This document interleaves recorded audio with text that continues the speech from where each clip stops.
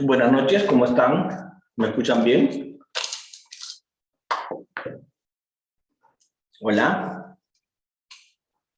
Doctores, confírmenme si me escuchan. Buenas noches, ¿me están escuchando? ¿Sí? Muchas gracias. Gracias por esperarme, gracias por conectarse y por estar hoy día con la mejor disposición de discutir algunos temas académicos que pretendo que se hagan de la mejor forma posible.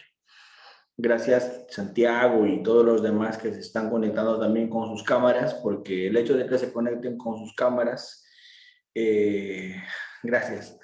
El hecho de que se queden con sus cámaras siempre para mí es importante porque así me hace ver que están interesados en la sesión y que quieren discutir lo más que puedan.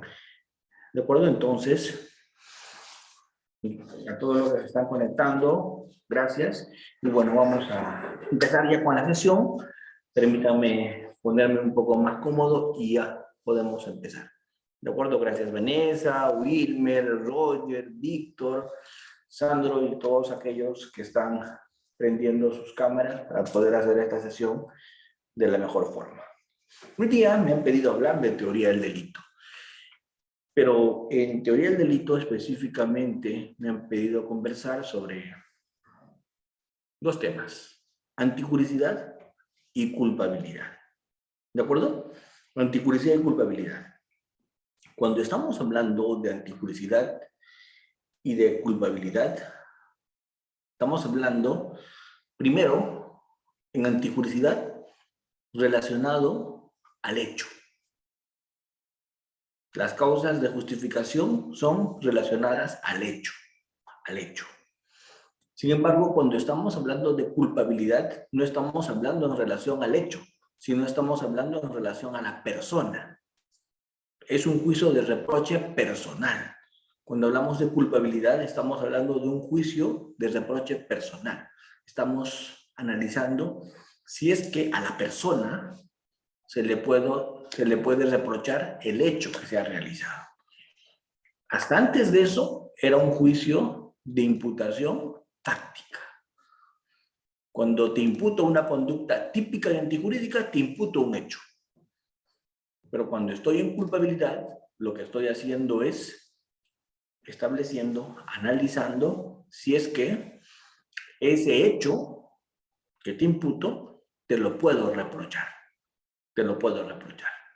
¿Y cuándo es que a una persona se le puede reprochar un hecho? ¿Cuándo es que a una persona se le puede reprochar una conducta antijurídica, una conducta típica y antijurídica? ¿Cuándo se le puede reprochar? Primero, cuando carece, no se le puede reprochar de edad suficiente. Para que sea susceptible de reproche penal, tiene que tener una edad suficiente. O sea, tiene que ser una persona legalmente imputable.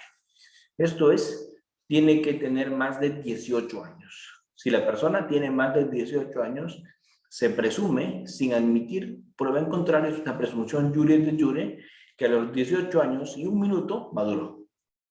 Y si a los 18 años y un minuto esa persona comete el hecho delictivo, ya se le puede reprochar lo que hizo.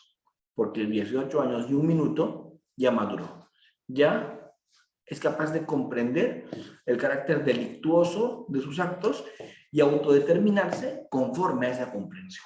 Entonces, eso pasa cuando cumple 18 años. Pero curiosamente la ley dice que eso no ocurre cuando tiene 17 años y 29 días.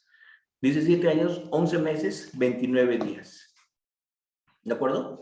Me dicen en el chat que se me escucha bajo. ¿Todos me escuchan bajo o tal vez sea solo el problema de la doctora? Cuéntenme, ¿el timbre se escucha bien?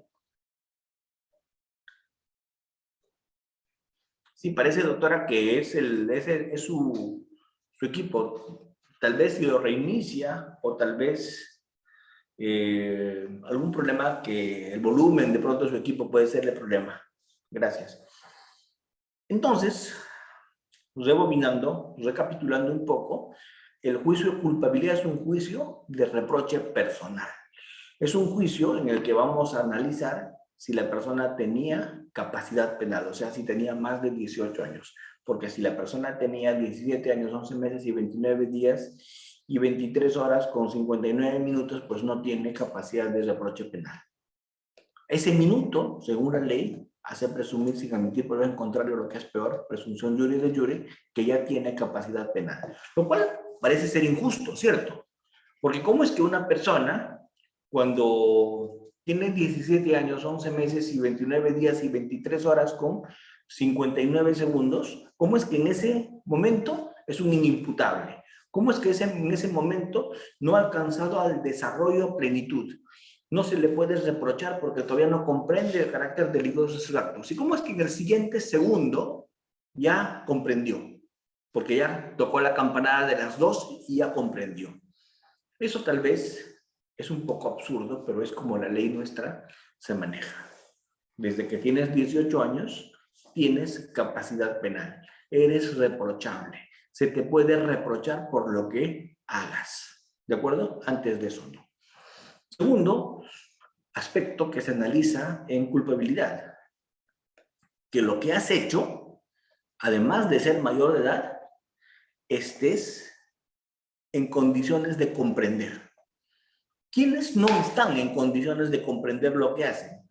Los que están enajenados mentales, ¿no? Los que tienen alteraciones mentales y no alcanzan a comprender la naturaleza de los hechos que realizan. Ellos también podrán tener más de 18 años, pero aun cuando tengan más de 18 años, si tienen alguna anomalía de ese tipo, no alcanzan, pues, a comprender el carácter delictuoso de lo que hacen.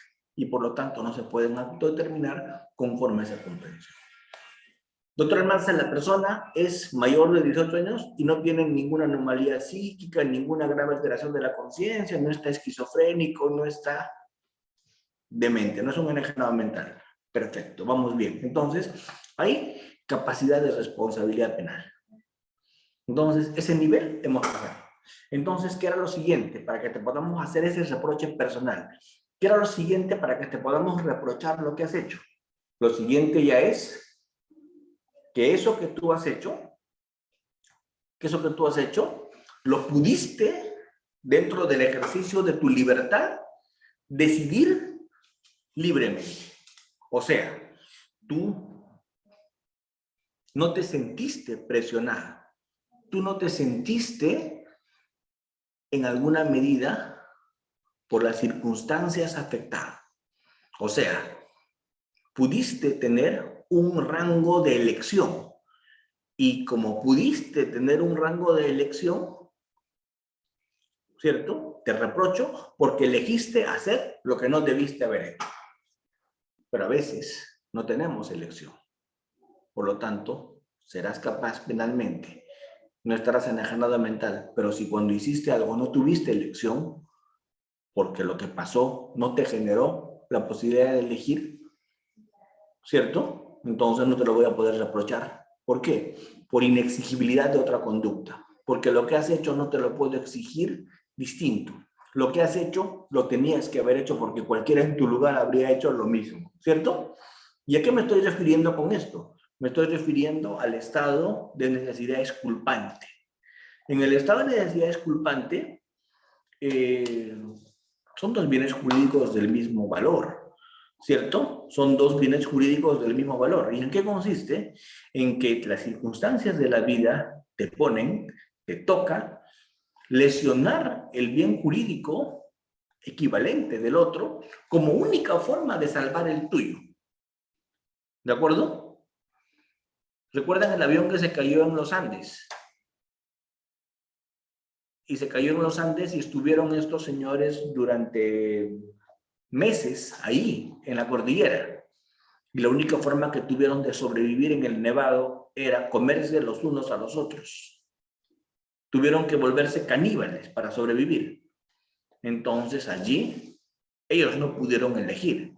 Si bien es cierto, mataron a otra persona para comérsela, tal vez nosotros también en circunstancias similares habríamos hecho lo mismo, porque habría que sentir que te vas a morir de hambre para poder entender esto, ¿cierto? Y en ese momento ellos pues de la nieve podían tomar líquido, podían derretir hielo de pronto para tomar agua, pero ¿y de qué se alimentaban? ¿Cierto? Para poder sobrevivir. Entonces tuvieron que hacer ese tema de canibalismo.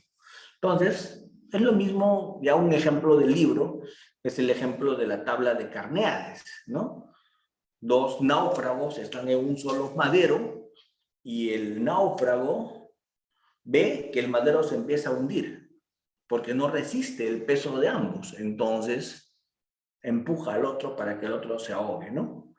¿De acuerdo? ¿Se acuerdan? Titanic, Rose y Jack encima de la tabla, ¿no? ¿Y qué ocurrió con Jack? Se inmoló, ¿verdad? Jack murió congelado y Rose subió encima del madero porque el madero no alcanzaba para ambos, ¿no? Es un gesto de amor que así somos los hombres, ¿cierto? ¿En la vida real habría pasado eso o tal vez hubiera sido distinto? En la vida real tal vez Rose sería la que se habría ahogado, ¿verdad? ¿Cierto? Entonces, ¿eso en qué entra en materia penal? En el supuesto de la exigibilidad. ¿Qué quiere decir eso? No tengo posibilidad de actuar de una manera distinta. ¿Y cuándo es que no te puedo exigir actuar distinto? Cuando hay un estado de necesidad exculpante o cuando hay, por ejemplo, un supuesto de miedo insuperable. El miedo es más fuerte que tú. Y como el miedo es más fuerte que tú, ¿cierto? No te puedo exigir actuar distinto porque ese miedo, esa fobia es más fuerte que tú. ¿De acuerdo? Vamos. El otro supuesto de culpabilidad, luego vamos a profundizar en todo ello, pero el otro supuesto de culpabilidad, ¿cuál es? El otro supuesto de culpabilidad es el supuesto que tiene que ver con la comprensión, el conocimiento de la prohibición. Porque yo no me puedo autodeterminar si es que no sé lo que está permitido y lo que está prohibido. Yo, ¿cómo es que me puedo autodeterminar si no conozco lo que está permitido y lo que está prohibido a nivel genérico? El conocimiento de la antijudicidad no es el conocimiento del Código Penal artículo por artículo. El conocimiento de la antijudicidad tiene que ver con conocer de manera genérica cómo se maneja esa sociedad. ¿Cierto? Ejemplo, un musulmán que llegue al Perú y contraiga nupcias con 3 mujeres. ¿Por qué? Porque en sus países está permitido tener el número de esposas que tú puedas mantener, ¿cierto? Entonces el musulmán llega al Perú y hace exactamente eso, se casa con 3 mujeres. Y cuando nosotros le decimos, ¿por qué te has casado con 3 mujeres? Él dice, porque las puedo mantener. Entonces yo le digo, disculpa, acá no es así. Acá los hombres somos monógamos, ¿cierto? Además, la fidelidad es algo que nos inculcan desde la cuna. Así que eso es algo que ese musulmán no entendió, ¿verdad? Entonces, ¿qué será? Es un error de prohibición. Pero ¿cuál es el gran problema con el error de prohibición? Hay personas que entienden el error de prohibición como el conocimiento del Código Penal, con lo cual pues nadie iría preso. Porque si ni siquiera abogados conocen el Código Penal, menos le vamos a pedir que lo conozcan a ciudadanos de a pie, ¿cierto? Cuando hablo de conocimiento de la antijudicidad, cuando hablo de conocimiento de la prohibición, cuando hablo de error de prohibición, ¿de qué estoy hablando? De algo genérico. Como por ejemplo, si se puede copular con adolescentes menores de 14 años. ¿Cierto? En Finlandia, en Dinamarca, la libertad sexual de las mujeres empieza con los 12 años, ¿no? 12 años una mujer ya puede tener libertad sexual en esos países. ¿Cierto? Finlandia, Dinamarca. Por alguna razón. Su legislación dice eso. Si alguien viene de ese país al Perú y en el Perú tiene relaciones sexuales con una señorita, una niña que tiene 12 o 13, se va a ir con cadena perpetua preso, porque hoy día la pena es cadena perpetua para las relaciones sexuales consentidas o no consentidas con alguien que tiene 13, porque en el Perú las personas superiores a 14 recién tienen libertad sexual. Las que tienen menos de 14 lo que tienen es indemnidad sexual, ¿de acuerdo? Entonces, ¿qué ocurre si este señor, pues finlandés, danés, llega al Perú y tiene pues relaciones sexuales con una niña de 13? Él podrá alegar error de prohibición, porque él podrá decir, en mi país se permite, Entonces le podríamos decir, mira hermano, estás en el Perú, acá no. ¿Ve? Error de prohibición. Entonces, el error de prohibición no es el conocimiento específico del Código Penal, sino en líneas generales, en un modo bastante genérico, conocer hasta qué punto están permitidas o no ciertas cosas. ¿Cierto? Muy bien. Entonces, esos son los tres grandes pilares que voy a explicar luego con detalle de la culpabilidad. El juicio de capacidad penal, el juicio de exigibilidad y el juicio de conocimiento de la antijuricidad. Esos tres pilares componen la culpabilidad, que es un juicio de reproche personal. En la culpabilidad te hago un reproche personal.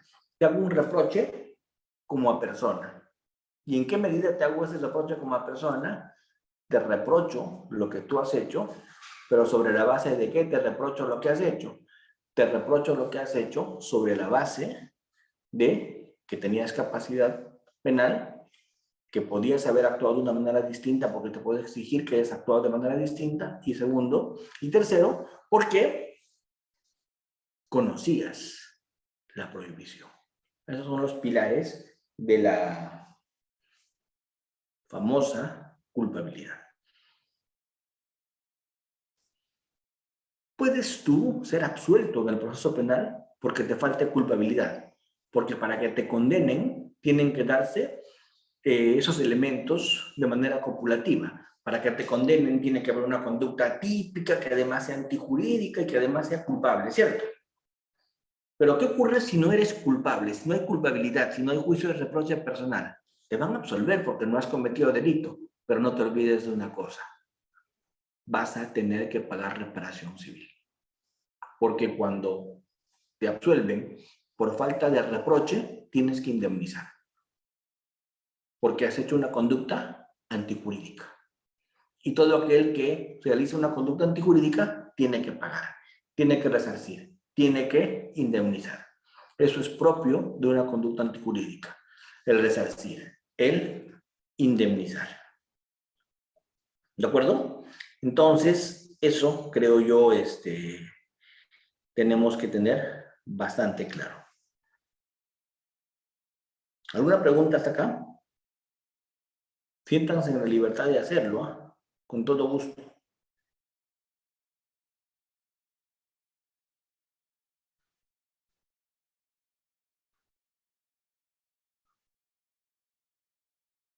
Muy bien. Entonces, vamos a recapitular la parte de la antijuricidad. Porque antijuricidad ya lo han visto, ¿no? O todavía no han visto antijuricidad. Todavía. Entonces, vamos a recapitular la parte de la antijuricidad. Muy bien, vamos a recapitular la parte de la antijuricidad. Entonces, todo delito es una conducta típica y esa conducta típica además tiene que ser antijurídica. ¿Cierto? Tiene que ser antijurídica. ¿Y qué es antijurídica? Antijurídica es que siendo típica no esté justificada por el ordenamiento jurídico. Porque hay muchas conductas que son típicas, pero el ordenamiento jurídico las justifica. El ordenamiento jurídico las permite. El ordenamiento jurídico las tolera, siendo conductas típicas. ¿De acuerdo? Ejemplo. El papá que le dice a su hijo, no me sales el fin de semana, estás castigado. Es más, te quedas encerrado en tu habitación. ¿Cierto? Papá le dice a su hijo, ¿verdad? Así que su hijo agarra el teléfono y llama a la fiscalía al turno. Estoy denunciando un grave delito, secuestro de menor. Mis padres tienen que ser internados a cadena perpetua. ¿Cierto? Han privado, ¿qué cosa han privado? Mi libertad. ¿De acuerdo? Entonces, el fiscal, ¿qué dirá? ¿Qué dirá? ¿Es verdad que le ha privado su libertad a su hijo? Sí. Le he dicho que no salga de su habitación y que no salga a la calle, está encerrado, está castigado este fin de semana. La pregunta es, típicamente es un secuestro agravado, un agravio de un menor, y la pena es cadena perpetua. Típicamente es eso, pero hay una justificación, pues. ¿Dónde está? ¿En el Código Penal? No, está en el Código Civil. ¿Y qué quiere decir eso? Los padres tienen el deber y el derecho de corregir moderadamente a sus hijos, ¿cierto? Entonces, encerrarlo en su habitación es una corrección moderada. No estoy diciendo que lo agarre a palos, ¿verdad? Eso ya no creo que sea moderado, ¿cierto? Pero encerrarlo en una habitación es como una conducta tal vez moderada, ¿no? Tal vez ya un psicólogo podría decir que genera traumas que lo encierres, ¿no? Pero está diciendo que no salga de su cuarto, ¿no? Distinto es que lo encierres en el sótano, en el depósito del edificio, y habiendo sacado el foco, ya eso sí sería tal vez, ¿no? Otro tipo de castigo peor, ¿no? Entonces, las causas de justificación las vamos a conseguir no solamente en esta la cuarentena, por ejemplo, ¿ves? La cuarentena es una causa de justificación. Estábamos impedidos de salir de nuestras casas, todos estábamos con arresto domiciliario, ¿se acuerdan? ¿Cierto? No podíamos salir, ¿ven? Entonces, ¿eso dónde lo encontramos? En otras normas distintas al Código Penal. Otro ejemplo de una causa de justificación. Es una conducta típica, pero está justificada. Yo agarro mi laptop y la llevo donde el señor técnico. O hermano, arréglamela. Pues bien me dice que cambiar disco duro, hay que poner esto, hay que poner... Hazlo, hermano, haz la chamba, hazlo. ¿Cierto? Y cuando lo hizo todo el trabajo, yo voy y me dice, son 200 soles. Oye, ¿qué 200 soles? Si este disco duro es un disco duro que en el Zángaro cuesta 50 soles, mi laptop es, mira, te ha hecho el trabajo. No sé, entrégame. No, señora, no te lo voy a devolver. Yo pregunto, ¿técnicamente es apropiación ilícita o no? Le entregué lícitamente a mi laptop y cuando le requerí para que me la devuelva, no me la quiere devolver. Técnicamente es apropiación ilícita, pero esa conducta está justificada. ¿Dónde? ¿En el Código Penal? No, en el Código Civil. ¿Cómo se llama eso? Derecho de retención. Yo puedo retener el bien mientras no me pagues. ¿De acuerdo? Derecho de retención. ¿Ven? Entonces, ¿dónde encontramos las causas de justificación? Encontramos la causa de justificación no solamente en el Código Penal. En el Código Penal, en el artículo 20, hay algunas causas de justificación. Está la legítima defensa, está una necesidad justificante, ¿cierto? Hay otras causas de justificación en el artículo 20, pero el grueso de las causas de justificación no están en el Código Penal. El grueso de las causas de justificación, ¿dónde están? El grueso de las causas de justificación están, curiosamente, en normas extrapenales, como por ejemplo el derecho de retención, el derecho de corrección de sus hijos. Otro ejemplo, yo tengo la posesión de un bien, estoy en posesión, es un inmueble, y alguien viene y me quiere sacar y me quiere despojar, me quiere quitar esa posesión. Entonces yo me defiendo pues con lo que tengo en la mano, agarro un palo de escoba, le golpeo en la cabeza, ¿cierto? Para que no me saque de donde estoy. ¿Qué es eso? Una causa de justificación. ¿Cómo se llama? Legítima defensa posesoria. Legítima defensa posesoria. Entonces, vamos viendo causas de justificación que están fuera del ordenamiento jurídico. ¿Sí? ¿Estamos? Voy a poner ahora sí un caso real, porque ya ustedes están seguramente cansados de casos de libros, ¿verdad? Vamos a poner un caso real. Me van a decir si hay o no una causa de justificación. Es Huancayo, cierto distrito de Huancayo, Junín, una señorita tiene su enamorado con el que tiene una relación tórrida, muy bonita, una relación bastante interesante. Pero hay un pequeño detalle en esa relación. El señor es casado y tiene a sus hijos en la universidad. ¿Cierto? Nada es perfecto, ¿cierto? Entonces ya sus hijos están en la universidad, el señor es casado. Y como el señor está muy enamorado de la señorita, la saca públicamente, pues, ¿no? La saca públicamente y recorren la ciudad de la mano. Y pueblo chico, pues allá eso genera pues una burla respecto de la esposa del señor, ¿no? ¿Hasta ahí me siguen? ¿Sí? Así que los jovencitos, los hijos que están en la universidad, deciden darle una lección a esta señorita para que se aleje de su papá y deje de burlarse así de su mamá. Así que la chapan a la chica cuando está en la calle sola, la suben a la fuerza a un taxi, se la llevan a un descampado y en ese descampado le pegan. ¿Hasta qué punto le pegan? Le pegan hasta el punto de que prometa que no va a estar con su papá más. ¿Cierto? Pero no termina la cosa. Le untan ají en sus partes íntimas, ¿pueden creer? Y luego de hacerle eso, la dejan ir. La tuvieron durante horas ahí, en ese sitio, privada de su libertad, y además le pusieron ají en sus partes íntimas. Obviamente la señorita, cuando fue liberada, ¿qué creen que es lo primero que hizo? ¿Qué creen? Se fue a la comisaría a denunciar el hecho. La comisaría llamó a la fiscalía, identificaron a las personas y las detuvieron. ¿Cierto? Las detuvieron. Yo pregunto, ¿qué cosa imputó la fiscalía? Obviamente la fiscalía imputó lo que tenía que imputar. ¿Qué imputó? Imputó secuestro agravado. ¿Con qué agravante? Lesiones al secuestrado. Porque al ponerle aquí en sus partes íntimas, pues le generaron lesiones de consideración, porque tuvo que ser internada incluso en un centro de salud. ¿Ya? ¿Estamos? Yo estaba ya en Huancayo cuando eso pasó. ¿Saben qué alegó el abogado defensor? El abogado defensor alegó legítima defensa. ¿Está bien o está mal? ¿Qué opinan?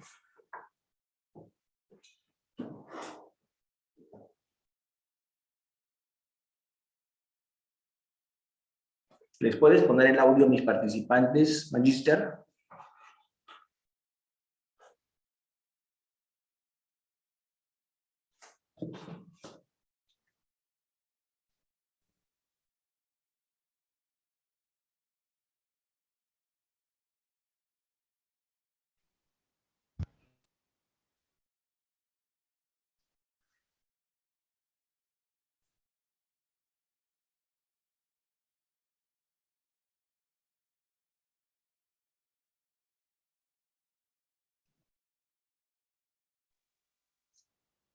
Ya pueden.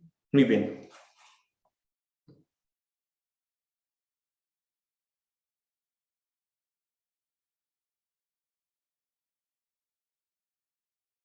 ¿Quién quiere participar?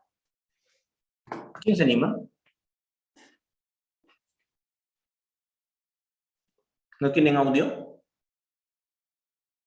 ¿Pueden activar su audio o no? Perfecto. ¿Quién quiere participar? A la una.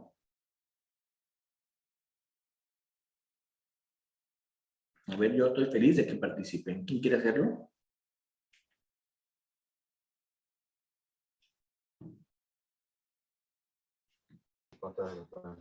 Doctor, buenas noches.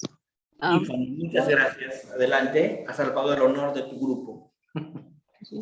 Yo la verdad es que no veo legítima defensa en ese caso, porque legítima defensa se aplica cuando hubiese sido si los jóvenes hubiesen sido también agredidos, y en ningún momento ellos han sido agredidos. Muy bien. Ya tenemos una posición de Tiffany. ¿Todos coinciden o alguien piensa algo distinto a Tiffany?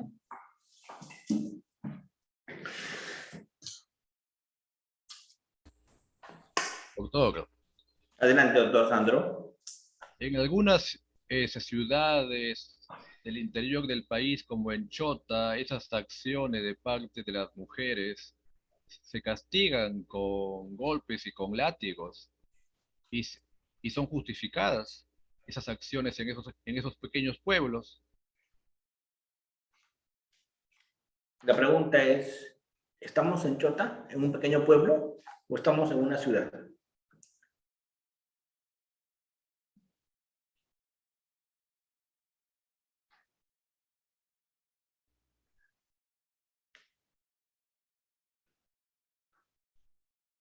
Ya ver, miren. A ver, ¿qué dice el Código Penal? Porque cuando yo quiero aplicar una figura como la legítima defensa, me tengo que ir al Código Penal a ver qué dice el Código Penal. Y el Código Penal, en el artículo 20 del Código Penal dice, artículo 20, inciso tercero. Regula en el artículo 20, inciso tercero, regula la legítima defensa. ¿Y qué dice? Dice, el que obra en defensa de bienes jurídicos propios o de terceros. Hasta ahí estamos perfectos. Sí que habría legítima defensa, porque está actuando en defensa de un bien jurídico. ¿Qué bien jurídico? El honor, la reputación, el buen nombre, ¿o no? ¿O no se mancilla su buen nombre cuando se burlan de esa manera de ella, haciendo pública una relación adulterina? Pregunto, ¿la legítima defensa del código dice que solo procede cuando es vida, cuando es integridad física? No dice eso. El Código Penal, ¿qué dice? El que obra en defensa de bienes jurídicos. No dice ninguna cosa más. No hace distingo. Entonces, bienes jurídicos es también el honor. 2. Propios, no solo propios. También de quién dice? De terceros. Entonces, hasta ahí estamos perfectos. ¿Por qué los jóvenes están defendiendo un bien jurídico honor? ¿De quién? De un tercero. ¿De quién tercero? De su mamá. ¿Ven? Hasta ahí está perfecto. ¿Qué hace? Siempre que concurran las circunstancias siguientes. Agresión ilegítima. Sí concurre la agresión ilegítima. Porque esta señorita ha agredido el honor de su madre al meterse en una relación así y hacerla pública. ¿O no? Agresión ilegítima de parte de la señorita hay. Al bien jurídico, honor. No estoy diciendo a la vida ni a la integridad. Al bien jurídico, honor. 2. Falta de provocación suficiente. ¿La señora provocó? ¿Ellos provocaron? No, también hay falta de provocación. ¿Dónde sí habría un pequeño problema o gran problema? En el tercer presupuesto de la legítima defensa, que dice necesidad racional del medio empleado para impedirla o repelerla. La pregunta ¿es racional haber actuado de esa manera? O sea, haber hecho eso es racional. ¿Afectar de esa manera la integridad física, la libertad es racional para salvar honor? ¿O como que no hay tanta racionalidad ahí? ¿Se entiende? Entonces, ¿habría legítima defensa? Sí, claro que habría legítima defensa, pero no legítima defensa perfecta. ¿Y qué es la legítima defensa perfecta? Cuando concurren específicamente los tres presupuestos. Acá han concurrido, digamos, 2,5. Ha concurrido la agresión ilegítima, ha concurrido la falta de provocación, pero no ha concurrido de manera exacta, por lo menos precisa, el tema de la necesidad racional de utilización del medio empleado para impedir o repeler. Entonces, si esta tercera no ha concurrido, sí tenemos acá un gran problema. ¿Estamos? Porque faltaría el tercer presupuesto, la necesidad racional del medio empleado. ¿Y qué ocurre cuando falta uno de los presupuestos de la legítima defensa? ¿Qué ocurre cuando falta uno de los presupuestos de la legítima defensa? Bueno, cuando no concurren los tres, como me pregunta David Lejas, no pasa nada, porque ahí no hay nada. Ni siquiera podemos hablar de legítima defensa imperfecta, no concurre ninguno. Pero cuando falta pues medio, falta uno, estamos hablando de legítima defensa, pero imperfecta. Sigue siendo delito, claro que sí, sigue siendo delito, pero ¿cuál es la consecuencia? Se atenúa la pena. Se atenúa la pena. Y se atenúa la pena incluso pudiendo llegar a hacer rebajas hasta límites inferiores al mínimo legal. Miren lo que dice el artículo 21. En los casos del artículo 20, cuando no concurra alguno de los requisitos para hacer desaparecer totalmente la responsabilidad, el juez puede disminuir la pena hasta límites inferiores al mínimo legal. Yo pregunto, los chicos universitarios que habían hecho eso, ¿qué pena estaban jugándose? Cadena perpetua. Secuestro agravado con lesiones y con tortura es cadena perpetua, ¿verdad? ¿O no? Yo pregunto, ¿el abogado defensor al plantear ese tipo de defensa, la atinó o no? Pregunto, ¿el abogado defensor podía haber dicho, no hicieron lo que hicieron? Si había cámaras, había la versión del taxista, la indicación de ella, las huellas, los maltratos, había todo. El tema estaba archiprobado.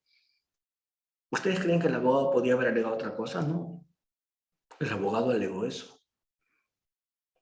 Claro, no dijo imperfecta, dijo legítima defensa. Pero el juez luego graduó la pena y dijo, vamos a bajar la pena a una pena muy mínima. ¿Por qué? Porque es una legítima defensa imperfecta. ¿Se entiende? Entonces, yo lo que quiero que entiendan es un poquito eso, que la legítima defensa exige, la legítima defensa requiere, la legítima defensa necesita la concurrencia de los tres presupuestos. Pero cuando alguno de ellos falta, se aplica el artículo 21, que me habla de legítima defensa perfecta. En el caso del ciudadano que siguió con su vehículo a dos delincuentes, ahí la cosa cambia. Porque yo pregunto, ahí no habría para mí legítima defensa. Ahí habría otra circunstancia, como podría haber un estado de emoción violenta. Me pegaron, me robaron, se fueron los delincuentes. Miren, a ver, analicemos. El ejemplo que pone el doctor en el chat. Estoy caminando en la calle porque me he ido a comprar en la tiendita del frente, estaciono mi carro, me voy a comprar la tienda del frente, quiero comprarme pues una botellita de agua, entonces estoy comprando mi botella de agua en la tienda y vienen unos tipos, me apuntan con su arma, yo no les quiero dar mi dinero, forcejeamos, me revientan la cabeza con la cacha de la pistola, me tiran al piso, me patean y me quitan mi billetera. Yo en ese momento estoy con un estado de emoción alterado. ¿Tengo una semi-alteración de la conciencia o no? ¿Cierto? Entonces, ¿qué hago? Ofuscado por eso, cuando los delincuentes ya se dieron a la fuga, subo a mi carro, los persigo y los atropello. Eso no es legítima defensa. ¿Y por qué no es legítima defensa? Ni siquiera imperfecta. ¿Por qué? Porque no existe ningún requisito de la legítima defensa. Pregunto, ¿hay una agresión ilegítima en ese momento? No. La agresión ilegítima tiene que ser actual e inminente. O sea, me tienen que estar agrediendo en el momento para que yo pueda hacer defensa. En este caso ya no hay agresión ilegítima, porque ya me robaron, ya me agredieron, ya pasó, ya se fueron. ¿Cierto? Entonces el derecho de agresión ilegítima no está presente porque la agresión terminó. Ya se hizo, ya se dio. Y es más, los delincuentes jugaron, ¿cierto? Segundo, si no hay la agresión ilegítima y no hay tampoco hay necesidad racional, pues. Porque yo no puedo, para pretender salvar patrimonio, ¿afectar qué? Vida. Porque ¿qué estaría en peligro? Mi patrimonio. ¿Por qué los atropellé? Para recuperar mi billetera. Pero yo pregunto, ¿justificamos atropellar personas para salvar una billetera? ¿Estamos? El único que habría es falta de provocación, pero una no hace ninguna. Entonces,